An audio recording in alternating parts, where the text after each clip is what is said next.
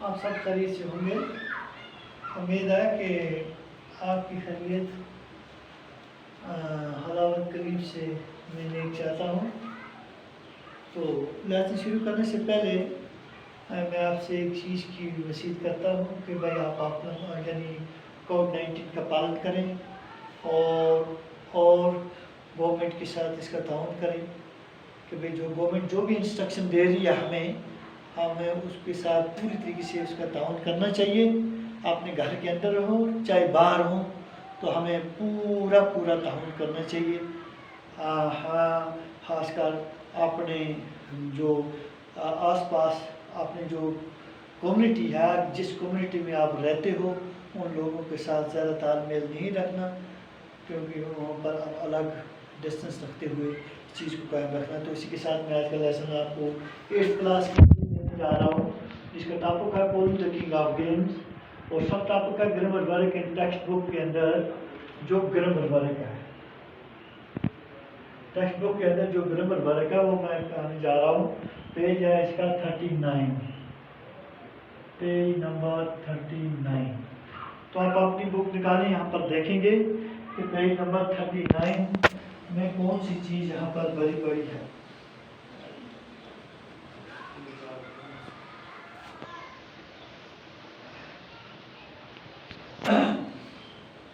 Now in the following sentences use the correct preposition out of the given option।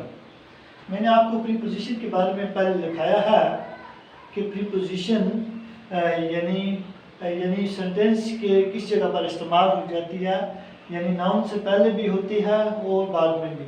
Noun से पहले preposition का इस्तेमाल किया जाता है। तो यहाँ पर एक चीज़ यहाँ पर दी है कि the boy jumped dash the fence quickly. तो लड़का जो है वो फेंस के ऊपर से जा रहा है या नीचे से, तो यहाँ से नीचे से जा रहा है। तो इसका जो पहला यानी फिल इन द ब्लैंक्स है उसमें आप लिखोगे आवर मीन नीचे, ये है इसका प्रीपोजिशन।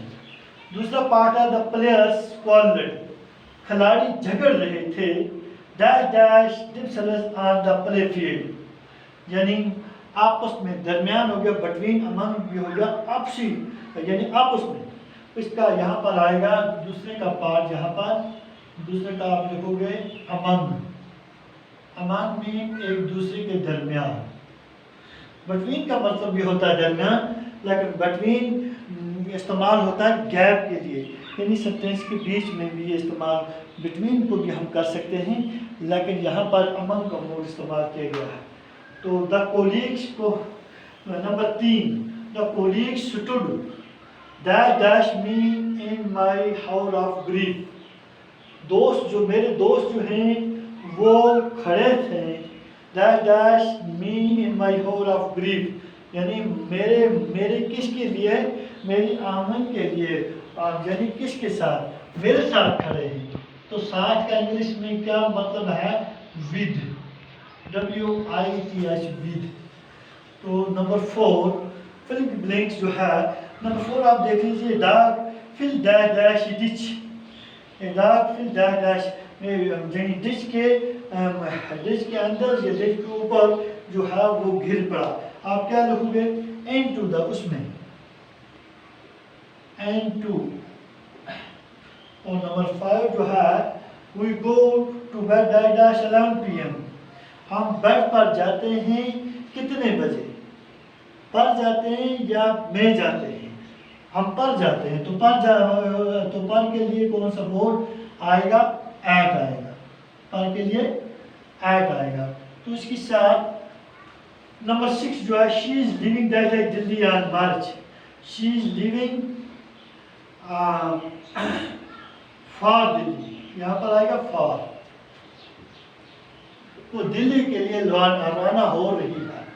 और नंबर 7 है, the thieves are that that the bars now, चोर जो हैं ये बार्स के पीछे हैं, बार्स के पीछे हैं या पहले, पीछे। तो यहाँ पर हम लिखेंगे पीछे को बिहाइंड लिखते हैं।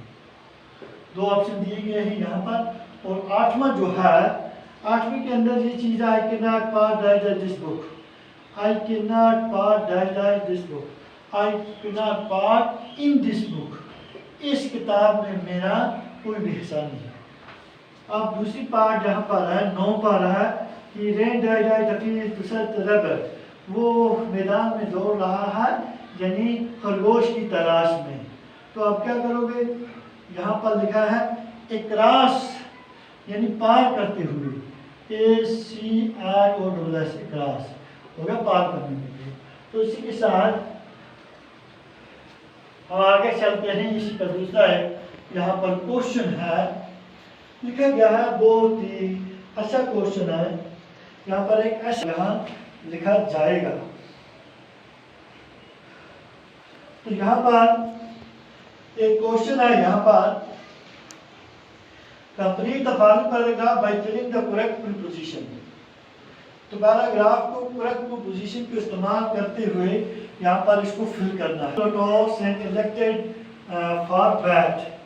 तो देखो इसमें कौन कौन सी चीज़ें किस तरीके से आती हैं। तो आप अपनी नोटबुक निकालें और इसमें प्रीपोजिशन हमारे पास ये बोलता है कि भाई इस ऐसे को इस तरीके से, यानी जो पैराग्राफ जो है इसको इस तरीके से आप फिलअप करें। यहाँ पर आएगा फॉर, यहाँ पर पहले लिखा फॉर डैश है they needed 232 runs dash dash to win.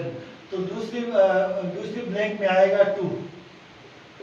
और तीसरी जगह है and they are hopeful dash dash victory for victory. Victory हो गया जीत, विक्ट्री का मतलब होता है जीत। They thought the score